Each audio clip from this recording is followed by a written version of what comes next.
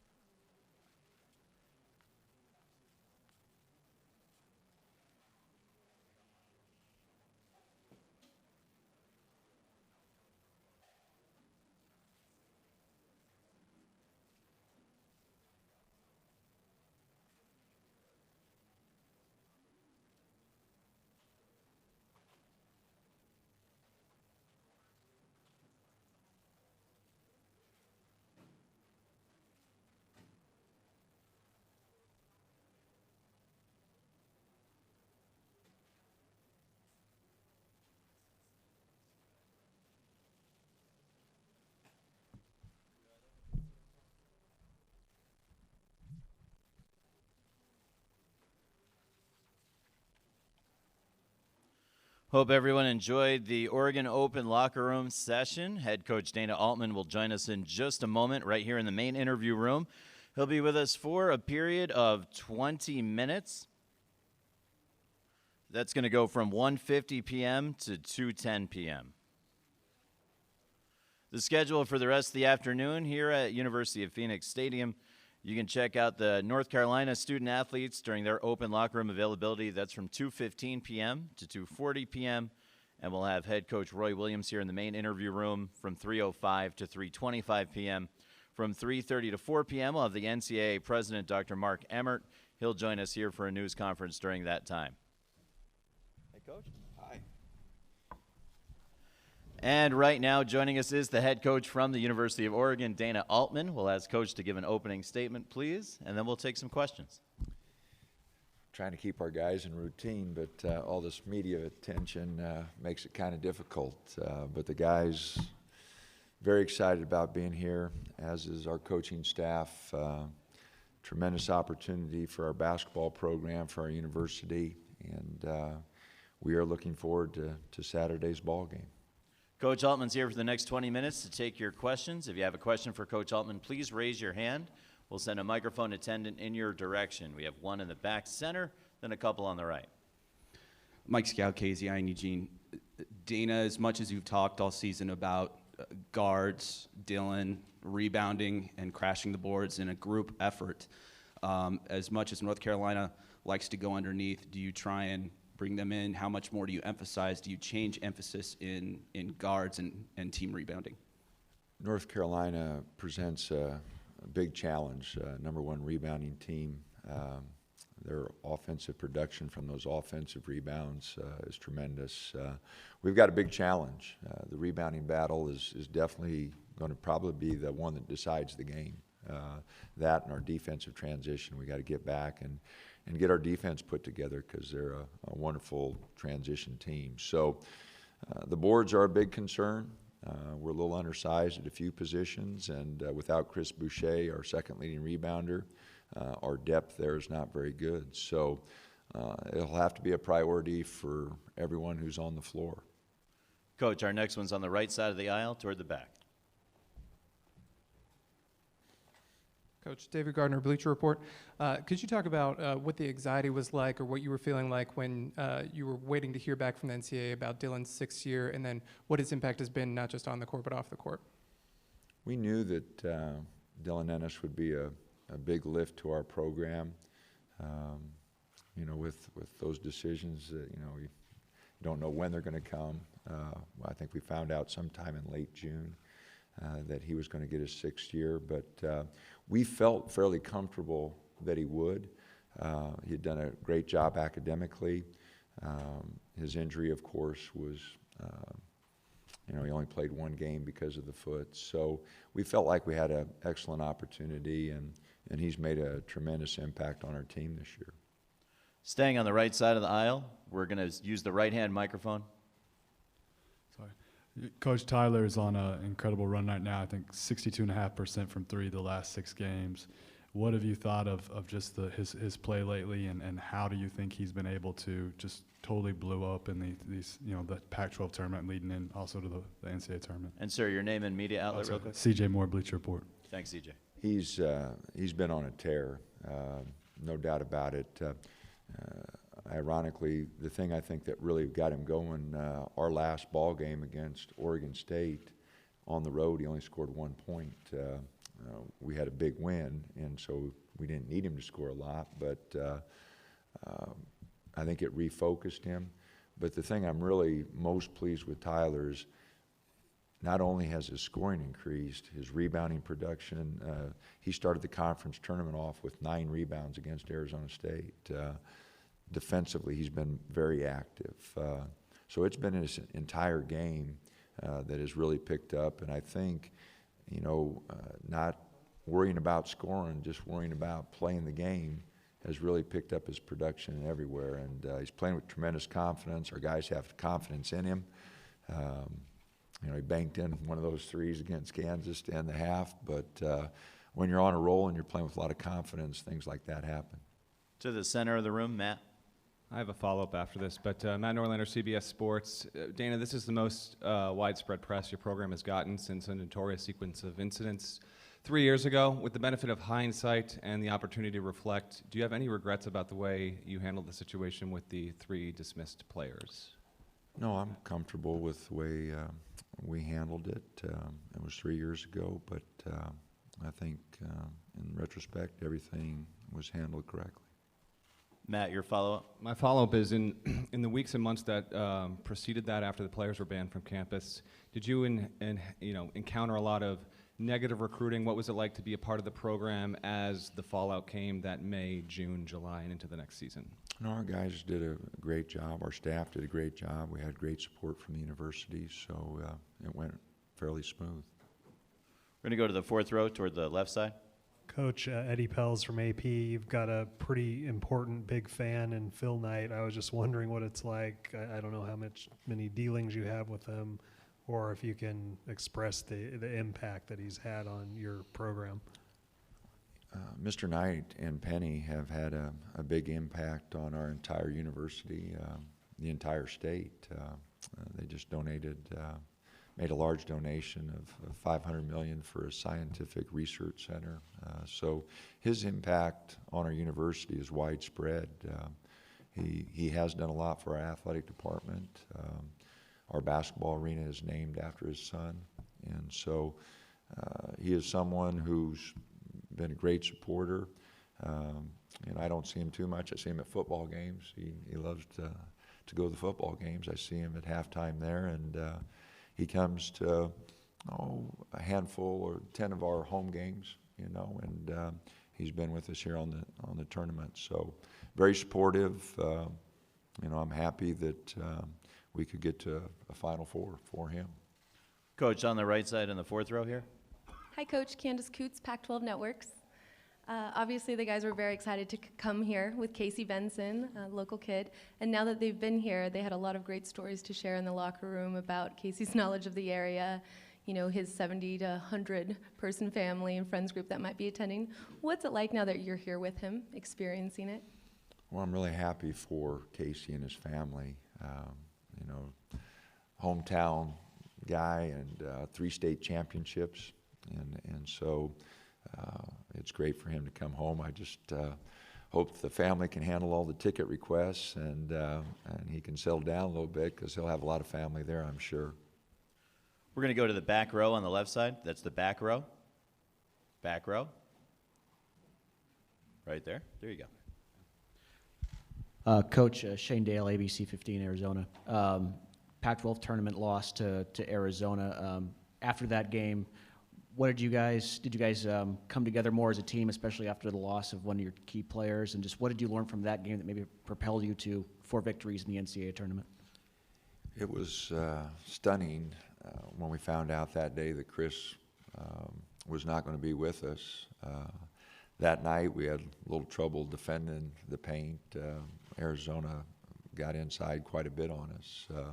and we lost, I think, 3-point games. So it was a tough loss for us. We didn't really change things. We just had each of our guys step up and try to do a little bit more. And, fortunately for us, Jordan Bell has really stepped up. Cavell's filled some of those minutes. And each of the guys has done just a little bit more, I think, to help fill the big hole that Chris left. He was our leading shot blocker, our second leading rebounder, our third leading scorer. So we miss him greatly. Staying in that same area to the right of the aisle. Yeah, George Schroeder, USA Today. Dana, Dylan's fire that he plays with seems to be sort of, and Brooks obviously seems to be something that sort of fuels him and maybe the team. But I wonder, has there been times when you thought there was too much of that? If so, how have you seen him mature? How have you guys helped him dial it back? And then, secondly, how many times have you watched the flop against Utah? Well, the flop, I just saw it a couple times, but his teammates, rubbed it in pretty good to him. So he had a hard time living that one down. But his passion for the game, I've never had to ask him to work harder in practice, never worry about his effort during a ball game. His freshman year, we did go up and down with, I'd have to take him out of games and just let him calm down for 5-6 minutes just because he'd get going way too fast. Over the years, he's gradually has gotten better. So, it's a fine line there. And what makes him a very good player, a player that loves the big moments, is because of that love of the game, his work ethic, his confidence. So as a coach, you don't want to take any of that away, but you've got to balance it. And I think he's done a better job each year. All the way to the left of the aisle. Dana, Steve Mims from the Register Guard. Do you foresee with this matchup, do you expect to play Cavell more, and do you need more out of him to give Jordan a wingman there going up against their big guys? I think that Cavell's going to have a big game for us. Our previous 4 games in the NCAA tournament have been perimeter-oriented teams, and now we face a team that really is good inside with Meeks and Hicks, Bradley.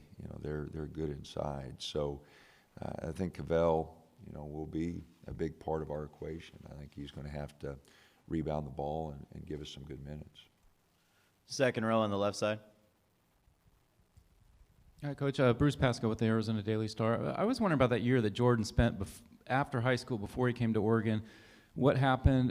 Were you doubting that he'd actually show up there eventually, and or that he would get cleared? And kind of what was that all like? No, he had to get some NCAA requirements, and so we weren't fearful that he wouldn't show up. We knew that he was trying to get everything put together so that he could join our program. Right up front.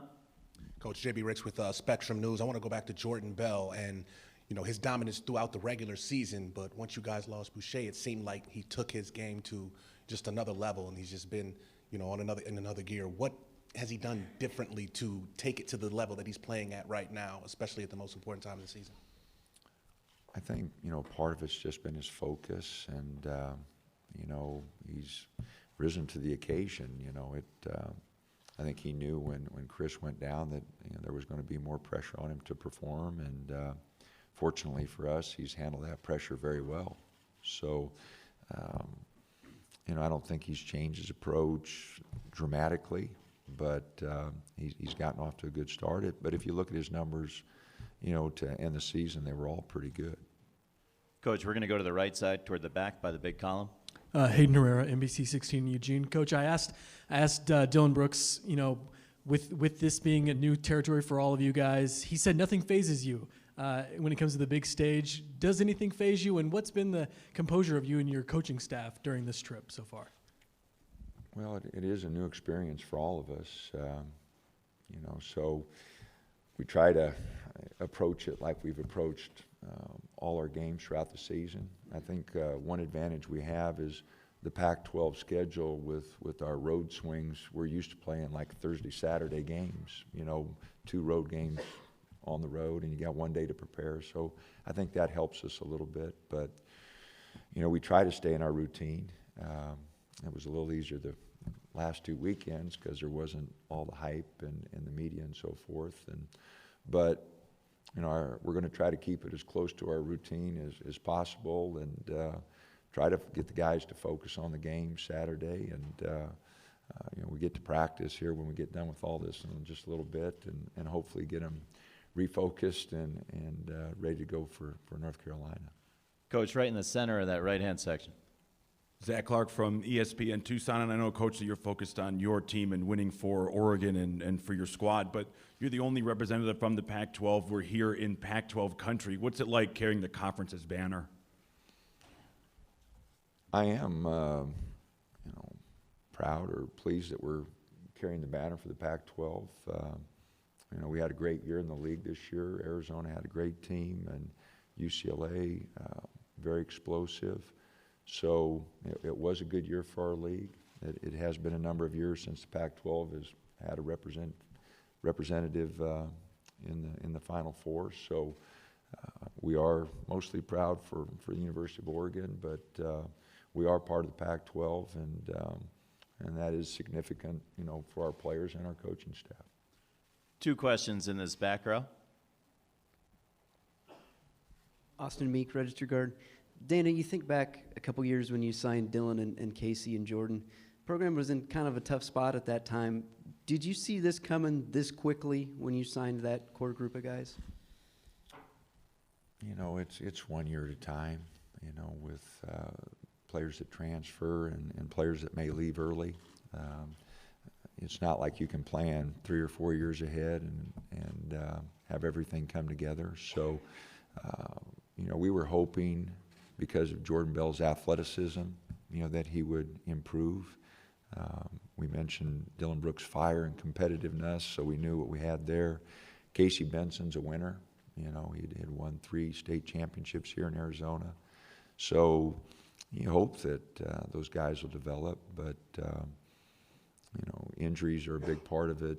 You know, Jordan was injured for part of last year, missed 10 games. Dylan has fought some injuries, so those things you can never forecast. Don't know how those things will work out, but those are 3 good guys, and 3 good guys who have been a good core for us. In that same area? Andrew Greif, the Oregonian. Jordan Bell had said that his experience playing in the Drew League for several summers down in LA was pretty unique, playing against sometimes former NBA guys, current NBA guys, grown men. And he said he really felt like he learned quite a bit. Do you encourage guys to go out and seek that kind of competition during the summertime, and do you think that it actually has paid off for him in the way he's playing at the college level? You know, I don't really know. You know, Jordan's a talented player. You know, I think any experience that our players happen to get along the way is beneficial, but you know, I'm not sure directly if it affected it any. Staying in that 3rd row. Dana, Gus Morris, Daily Emerald. So also kind of going back to when you brought in Dylan and Casey and Jordan, did you kind of see these guys playing with the chip on their shoulder? You know, when they first came in, you know, being picked 8th, you know, in the conference, and not really being a very highly rated recruiting class. Oh, I don't know. I don't know if they knew any better. You know, I think Joe Young was with us, and some of our returning players were upset that we were picked 8th. You know, if it wouldn't have been the Pac-12, I'm not sure the guys would have known how many teams were in the league. So, you know, they thought they were good, you know, which is important. You know, you got to have some confidence, and but Joe told them that, you know, being picked 8th wasn't good, and Joe was a competitor, and he was a big part of that season. Elgin had a great year, and those 3 freshmen were a big part of our team. To the 2nd row up front. Jack Butler, Daily Emerald. Against Kansas, you guys had the lead, so offensively, you decided to run down the shot clock before getting a play going. How difficult can it be to decide to start running the shot clock down before, or maybe just continue running your offense? We didn't decide that. We were out of gas. we just ran down. We had a good first 25, 30 minutes, but there wasn't any, okay, we're going to start taking time. We just playing guys, and we got a little fatigue there. We had a 5 or 6 minute stretch where we just didn't play very well. We didn't play with much energy. Fortunately, Jordan protected the basket well, and we didn't give up many easy baskets. But we weren't trying to take time, and just we couldn't get anything going. To the right of the aisle. Bria Maranthus, CSN. I know you're not a huge social media guy, but have you seen the things Jordan Bell could block, memes or hashtag? He showed me, so I saw a few of them. I'm sure he's excited about it, but that, like I said, social media, those guys like it, and he's pretty excited about it. So I hope he can get a few on Saturday. On the left side in the front. Aaron Fentress, CSN. Coach, you talked about North Carolina's size inside, but they also have a lot of big wings. Pinson and 6'6", Jackson 6'8". How is your small guard lineup going to match up against them and deal with their size? And do you think you can maybe use your speed to maybe run them down a little bit? We hope so. We hope that we're quicker, but they're a very athletic team, and you're right, Jackson on the wings, 6'7" and long arms, presents some problems. We'll have a hard time, he's 18 points a game, we'll have a hard time guarding him. So it's a tough matchup for us all the way around. We hope to make it a tough matchup for them with, spreading the floor a little bit and hopefully using some quickness. On the right side toward the back.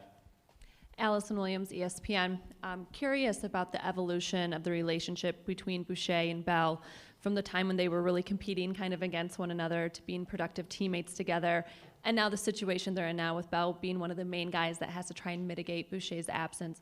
What have you seen from the two of them and the way they've been interacting? Well, I think they get along really good. Last year I noticed more of the competition.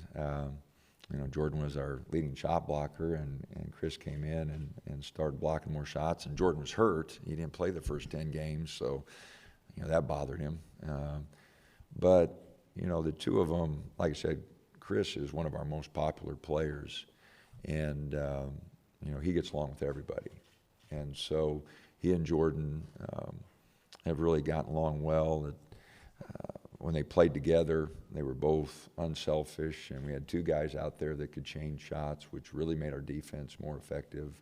Our defensive numbers are good because of those two guys. They do a great job inside. So, I thought they got along really good. It was good to see them compete against each other for block shots, and in practice, they went after each other real good, made each other better. And just to the left of the aisle, this is likely our final question. Kirk Wessler, Peoria Journal-Star. Dana, you were at Creighton a long time. You were cautious or patient, if you will, in leaving there. What convinced you that this could be done at Oregon? Did you see this coming, and what convinced you that that was the right fit for you to make? Well, I was at Creighton 16 years, with the exception of one day when I went to Arkansas. But I don't know. It was a point in my life. I was 52. My daughter was graduating, so our kids were all out of the house. And I met with Pat Kilkenny, and he was very persuasive and felt like he could get it done, and we could get it done at Oregon.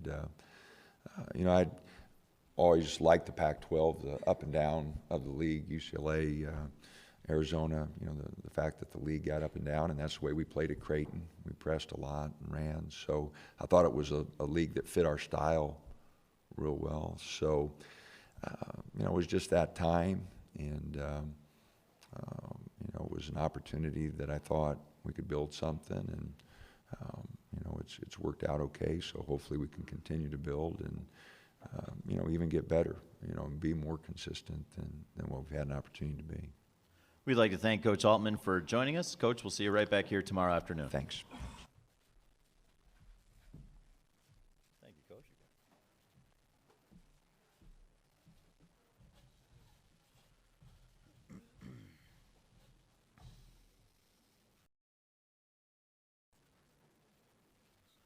In just a few minutes at 2:15 p.m., the North Carolina locker room will be open with availability for student athletes. That's 2:15 to 2:40, and head coach Roy Williams will join us right here in the main interview room from 3:05 p.m. to 3:25 p.m.